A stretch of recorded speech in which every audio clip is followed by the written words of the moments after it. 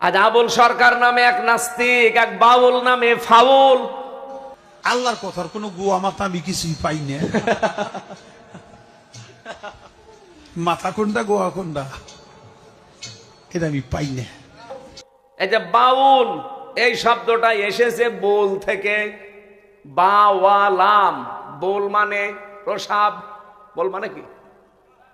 এই প্রসাব খায় যারা, পায়খানা খায় যারা, নাপাক জিনিস খায় যারা, তারাই দেখবেন বাউল।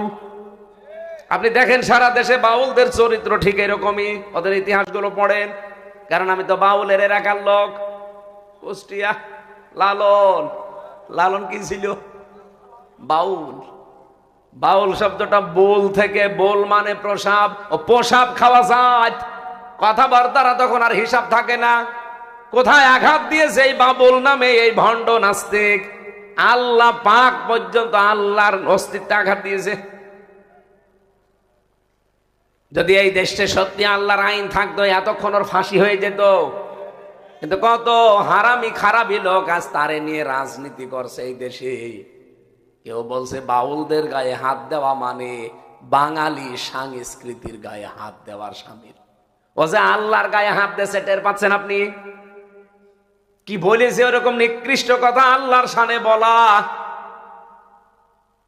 মিজানুর রহমান আজহারি হাফিজাহুল্লাহ ওই সেই প্রথম যুগে একবার বলেছিল, ওই যে ঢাকার একটা ভাষা আছে হালা, যারে দেখে তারে হালা বলে।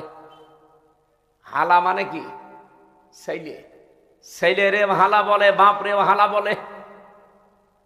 তো উনি একটা উদাহরণ দিতে গিয়ে মুখ ফসকে ওনার বেরিয়ে গেছে হালা। আল্লাহর নামে শব্দটা যায় না। সারা বাংলাদেশ থেকে তার নামে কত রকমের বদনাম। আমি ওই দিন বলেছিলাম যে না, স্লিপ অফ টান হয়ে গেছে, তারপর এই শব্দটা আল্লাহর ক্ষেত্রে মানায় না। উনি ভুলও স্বীকার করেছিলেন। এই লোকটা ভুল স্বীকার করা না, কোর্টে দাঁড়িয়ে নিজের পক্ষে এখনো পর্যন্ত সাফাই গাচ্ছে। আর তার পক্ষে যারা যারা আছে আপনি দেখেন, তার পক্ষে কারা দাঁড়িয়েছে? ফজো পাগলা, এইরকম পাগল ছাগলের পক্ষে দাঁড়িয়েছে। আপনি যে দলের নামই নেন না কেন, আল্লাহর বিরুদ্ধে গেলে ওই দল না, আমার মা বাবাকেও আমি মানি না। এই কথা বলেন না কেন? আপনি একজন বলছেন আল্লাহ আছে, কিয়ামত হবে, অথচ আল্লাহর ভাষায় আপনি মুমিন না। কথাটা একেবারে উল্টিয়ে যাচ্ছে। আসলে আমাদের মনের খবর, যেহেতু আল্লাহ কথাগুলো, মানুষ এত সুন্দর কথা বলতে পারে।